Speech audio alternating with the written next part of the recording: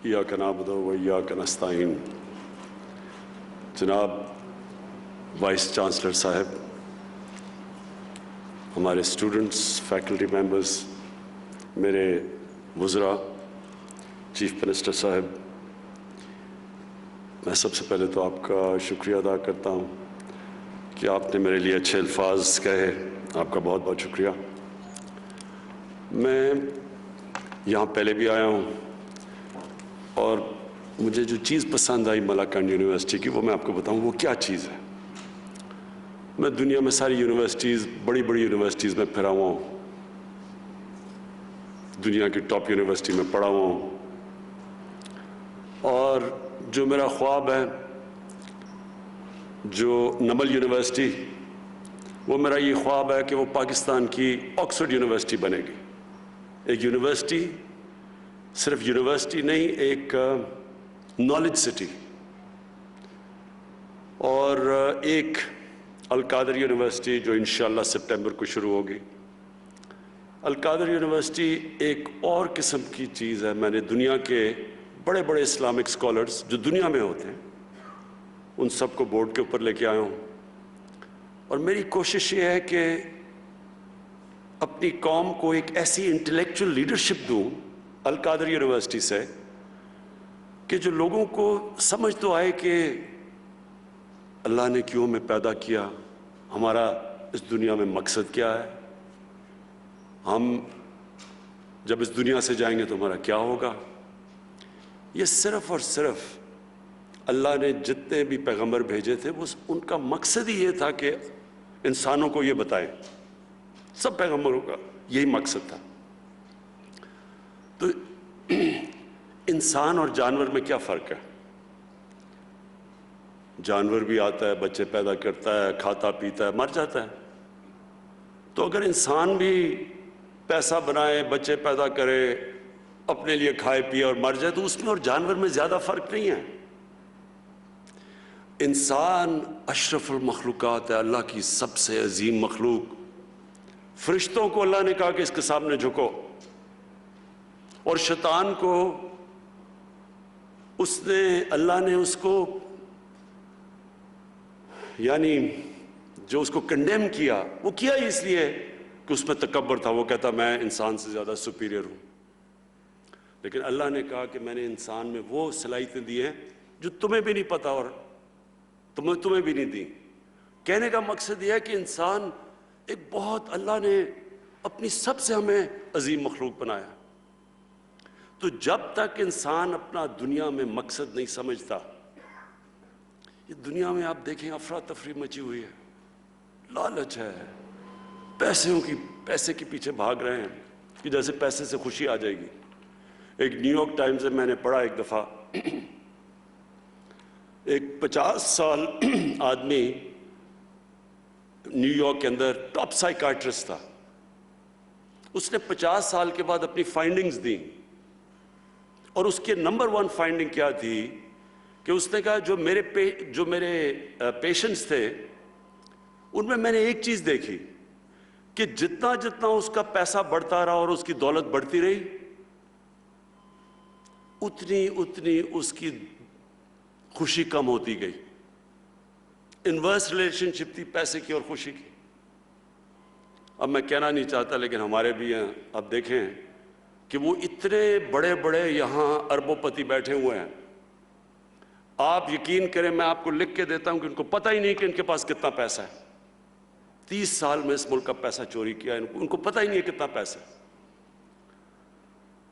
लेकिन अल्लाह कुरान में कहता है कि मेरी ज़मीन पे निकल के देखो, हर जगह मेरे इशारे हैं, हर जगह मैं सबक देता हूं तुम्हें। तो इनको देखो कि लानत है ऐसे पैसे की।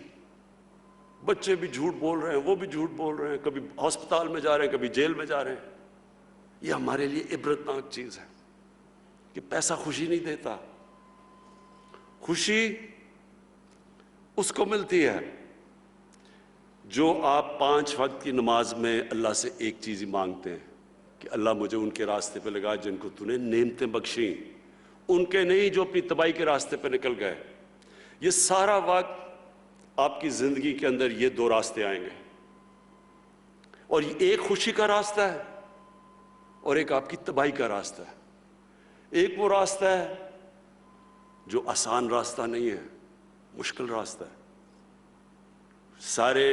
سب سے زیادہ نعمتیں تو اللہ نے اپنے پیغمبروں کو بخشی، لیکن اللہ کے پیغمبروں کی کسی کی بھی آسان زندگی نہیں تھی، سب کی مشکل زندگیاں تھیں.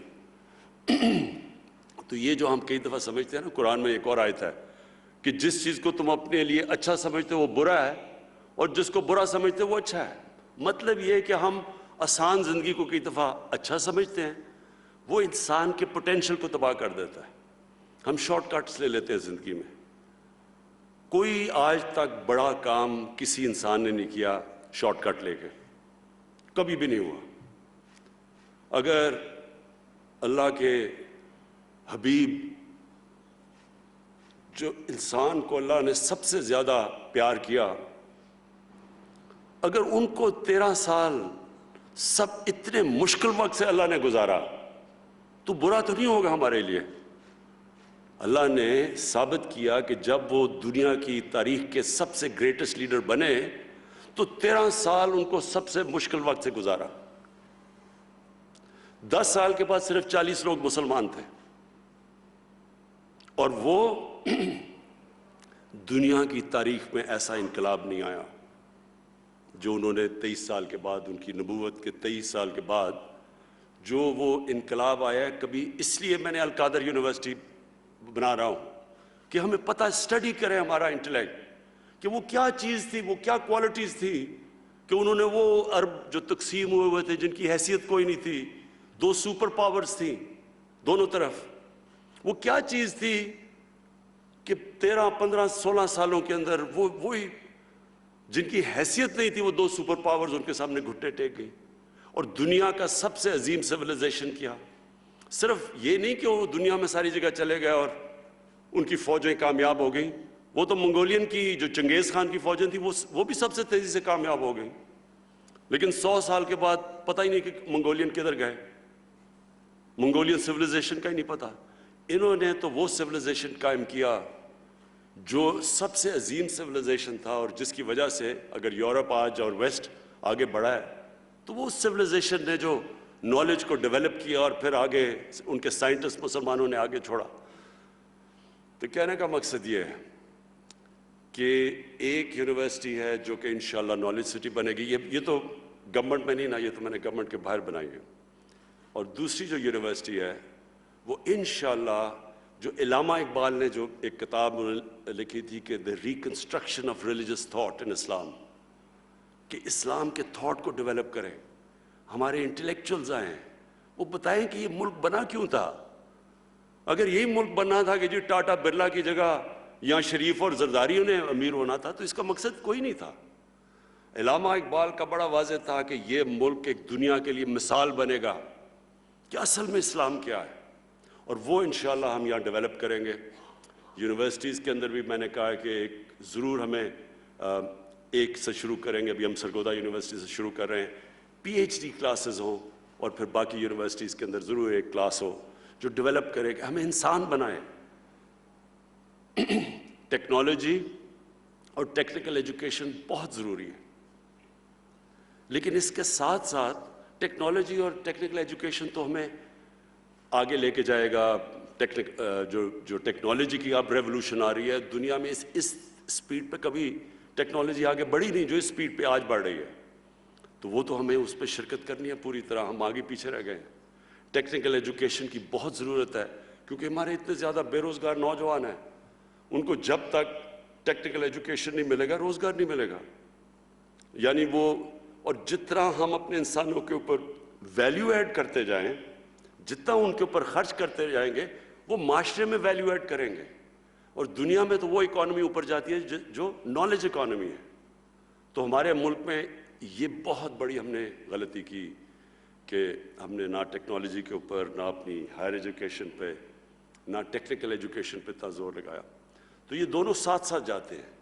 ایک آپ کو اکوپ کرتا ہے دنیا میں آگے بڑھنے کے لیے کیونکہ سارے سائنسدان جب مسلمانوں پر گئے تو سائنسدان بھی سارے ٹاپ مسلمان تھے. دوسرا اس سے بھی امپورٹنٹ چیز ہے کہ ہمیں بتاتا ہے کہ ہمارا دنیا میں مقصد کیا ہے؟ ہم عقل مند جانور نہیں ہیں، ہم انسان ہیں، اشرف المخلوقات ہیں۔ تو یونیورسٹی ایجوکیشن کا بہت بڑا امپیکٹ پڑتا ہے سوسائٹی پہ، کیونکہ یونیورسٹی ایجوکیشن لوگوں کو ایک اور لیول پہ لے کے جاتی ہے۔ امریکہ کی جو اسینٹ ہوئی، جب آج سے 120 سال پہلے اوپر جانا شروع ہوا امریکہ، تو وہ اس کی ایک بہت بڑی وجہ تھی کہ دنیا میں سب سے زیادہ گریجویٹس امریکہ میں نکل رہے تھے۔ جب آپ کے گریجویٹس، جب آپ کی ہائر ایجوکیشن کے اندر آپ لوگوں کے اوپر انویسٹ کرتے ہیں اپنے پاپولیشن پہ، تو وہ خود ہی ملک اٹھا دیتا ہے، ضرورت نہیں پڑتی آپ کو کچھ کرنے کی۔ ایک پڑھا لکھا پاپولیشن خود قوم کو اٹھاتا ہے۔ تو میں آپ کو خراج تحسین پیش کرتا ہوں کہ یہاں سے آپ کے اتنے زبردست رزلٹس ہیں ملکان یونیورسٹی کے، اور انشاءاللہ میں نے محمود خان کو کہا ہوا ہے کہ جیسے جیسے ہمارے حالات بہتر ہوتے جائیں گے، ہم بڑے مشکل حالات سے نکلے ہیں، پہلے تو سال سٹیبل ہی کرتے رہے کیونکہ بالکل ملک مقروض تھا، اور میں آپ کو ذرا بتاؤں کہ مقروض کیسے تھا، یعنی آپ کو سٹیٹسٹکلی پتہ چلے کہ ملک کے حالات کیا تھے۔ جب ہم آئے تو ملک کے پاس پیسے نہیں تھے، اپنے جو باہر کی قرضوں کی قسطیں دینی تھی اور اپنی ری پیمنٹس کرنی تھی، ہمارے پاس پیسے نہیں تھے، ڈیفالٹ کر رہے تھے۔ ہمارے دوست ملکوں نے مدد کی، بچا لیا ہمیں ڈیفالٹ سے۔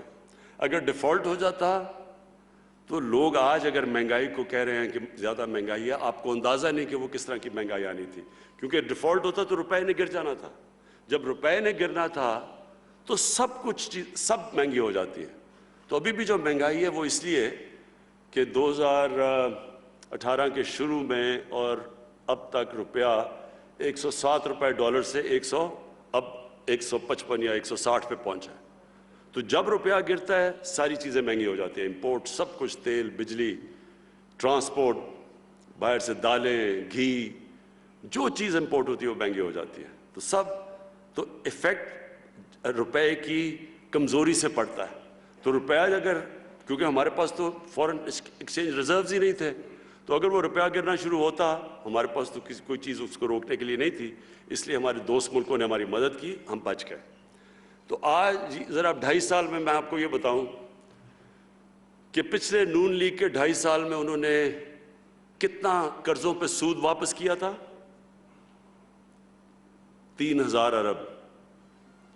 ہم نے اپنے 2.5 سال میں قرضوں پہ کتنا سود اب تک واپس کر چکے ہیں؟ 3.2 ٹریلین، 6.2 ٹریلین، یعنی دگنے سے زیادہ۔ 6.2 ٹریلین ہم نے واپس کیا ہے، انہوں نے اسی ٹائم میں 3 ٹریلین واپس کیا۔ سود کے ساتھ جو ہم نے لون ریپیمنٹس کی ہیں، انہوں نے آرام سے انہوں نے اپنے 2.5 سال میں کتنی ریپیمنٹس کی تھیں لون پلس انٹرسٹ؟ 20 ٹریلین، 20,000 ارب۔ ہم نے ابھی تک کتنی کی ہیں؟ 35,000 ارب۔ سو اس کا ہوتا کیا ہے؟ جب آپ اتنے زیادہ قرضے واپس کرتے ہیں، پیسے ہی نہیں ہوتے اپنی تعلیم پہ خرچ کرنے کے لیے، ہسپتالوں پہ، سڑکوں پہ۔ تو یہ تو ہم اب میں آپ کو بتاتا ہوں کیا کیا کرنا ہے، ہمارے جو چیلنجز اور ہم کیا کر رہے ہیں۔ نمبر 1، اب ہمارے اوپر یہ قرضوں کا بوجھ پڑا ہوا ہے، اس کو ہم نے واپس کیسے کرنا ہے؟ ویلتھ کریشن سے۔ ایسے پروجیکٹس بنانے ہیں جو کہ ہماری دولت میں اضافہ کریں۔ مثلا لاہور میں راوی سٹی بنا رہے ہیں، نیا شہر، اس کے اندر ٹریلینز کی یعنی کئی ہزار ارب روپے کی اس کے اندر ویلتھ جنریشن ہوگی۔ ہمارا کوئی خرچہ نہیں ہوگا کیونکہ پرائیویٹ سیکٹر آئے گا۔ ایک کراچی میں بنڈل آئیلینڈ ہے، بڑے بڑے انویسٹرز انتظار کر رہے ہیں، جس وقت ابھی سندھ حکومت ہمیں کسی وجہ سے اجازت نہیں دے رہی، لیکن بڑے بڑے انویسٹرز آ رہے ہیں جو کہ وہاں انویسٹ کرنا چاہتے ہیں۔ اس سے کیا ہوگا؟ فورن ایکسچینج آئے گا ہمارے پاس، ہمارا روپیہ مضبوط ہوگا۔ پھر ہم نے لاہور میں ایک ڈسٹرکٹ بنائی ہے، بزنس ڈسٹرکٹ۔ ہم اندازہ لگا رہے تھے کہ اس سے 6,000 ارب روپے کی ویلتھ جنریشن ہوگی۔ پھر 2 بڑی ڈیمز بنا رہے ہیں 50 سال کے بعد، باشا ڈیم اور ممند ڈیم. 50 سال کے بعد یہ 2 بڑی ڈیمز بن رہی ہیں. یہ ویلتھ جنریٹ کریں گی کیونکہ اس سے ہمارا پانی سے جو بچے گا اس پانی سے ہم فصلیں زیادہ، ایگریکلچر پروڈکٹیوٹی بڑھے گی ہماری.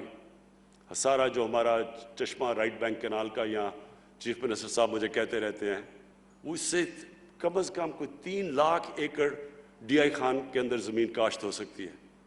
تو اس کے لیے تو بڑی ڈیمز، تو وہ ان سے ویلتھ جنریشن ہوگی. پھر ہم کنسٹرکشن انڈسٹری کے وہ اس وقت ہماری کنسٹرکشن انڈسٹری کو ہم وہ انسینٹیوز دے رہے ہیں، اور وہ اس لیول کی کنسٹرکشن ہو رہی ہے جو پاکستان کی تاریخ میں کبھی نہیں ہوئی، کیونکہ ہم نے ان کو انسینٹیوائز کیا، ان کے لیے آسانیاں کی، اپنے لو کاسٹ گھر بنا رہے ہیں، افورڈیبل ہاؤسنگ لوگوں کے لیے. یہ پہلی دفعہ پاکستان میں ہو رہا ہے. تو جیسے جو کنسٹرکشن ہے اس کے ساتھ 30 اور انڈسٹریز جڑی ہوئی ہیں. تو جب کنسٹرکشن چلتی ہے تو 30 اور انڈسٹری چلتی ہے، روزگار بھی ملتا ہے، ویلتھ کریشن بھی ہوتی ہے. اور پھر جو اگلی چیز ہے ٹورزم.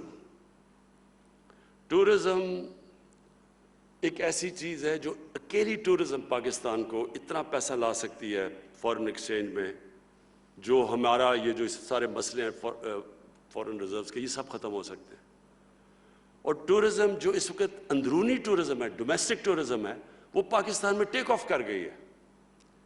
اب سوات میں تو خیر آپ کو پتہ ہی ہوگا کہ کتنی ٹورزم ایک پچھلے 2 سالوں میں آئی ہے. کرونا کے باوجود کبھی پاکستان میں اتنی ٹورزم نہیں آئی. اور پہلے تو صرف گرمیوں میں آتی تھی، اب گرمیاں اور سردیوں میں ٹورزم ہے.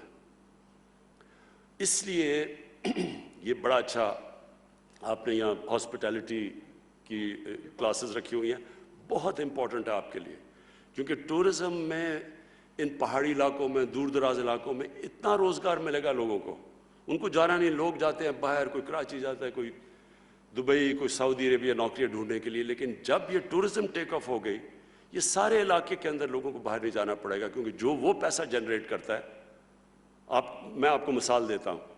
پاکستان تو کوئی میرے خیال میں 1 یا 2-3 ملین ڈالر بھی نہیں جنریٹ کرتا ٹورزم سے. ملیشیا جس کی صرف سی ٹورزم ہے 20 ارب ڈالر جنریٹ کرتا ہے. 20 ارب ڈالر. ہماری ایکسپورٹس 25-26 ارب ڈالر ہے، تو صرف ٹورزم سے.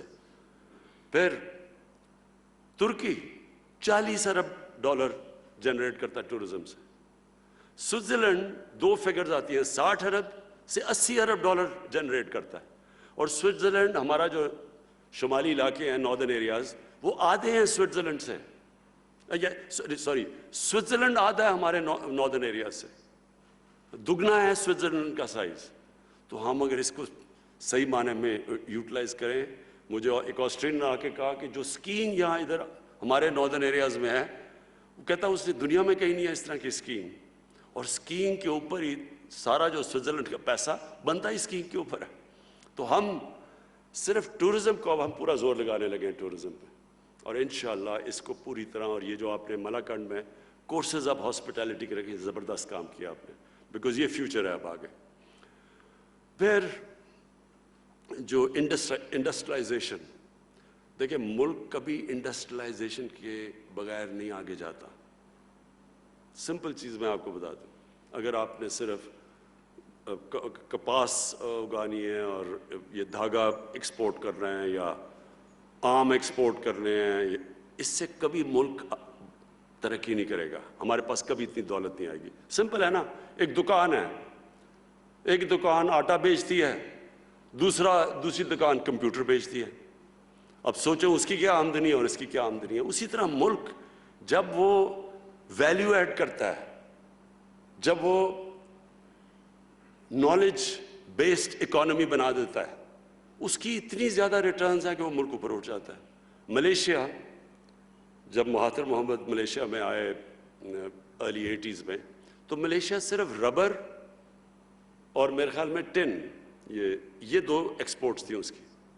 اس نے آ کے الیکٹرانکس کی پہلے کاٹیج انڈسٹری بنائی، اور وہ آہستہ آہستہ وہی کاٹیج انڈسٹری پوری ان کی الیکٹرانک کی انڈسٹری بن گئی. 80 ارب ڈالر صرف اس کی الیکٹرانک ایکسپورٹس تھی. تو آگے ہم نے جو جانا ہے، ہم نے ٹیکنالوجی اور ٹیکنیکل ایجوکیشن لے کے. اور اپنی انڈسٹری کو اب ہم نے پہلی دفعہ، یہ 1950s میں ہماری انڈسٹری بڑی تیزی سے اوپر جا رہی تھی، بدقسمتی سے 70s میں نیشنلائز کر دی اور سارا کچھ رک گیا. اب ہم اس کے بعد پہلی دفعہ پاکستان اپنی انڈسٹری اٹھا رہا ہے. آخر میں جو آپ کو کہنا چاہتا ہوں، دیکھیں اللہ نے اس ملک کو کسی چیز کی کمی نہیں دی. اس میں اللہ نے اتنی نعمتیں دی ہیں کہ میں حیران ہوں کہ لوگوں کو پتہ ہی نہیں کیا نعمتیں دی ہیں اللہ نے. کوئی بھی نعمت یہاں ہے ہی نہیں جو کہ ہمارے پاس نہیں ہے اللہ کی. صرف مسئلہ یہ ہے کہ ہم نے اپنے اب مائنڈ چینج کرنے ہیں. جب میں کہتا ہوں نا نیا پاکستان، نئی سوچ چاہیے ہمیں. وہی جو پرانی گھٹی پسی طریقے ہم نے اختیار کیے ہوئے،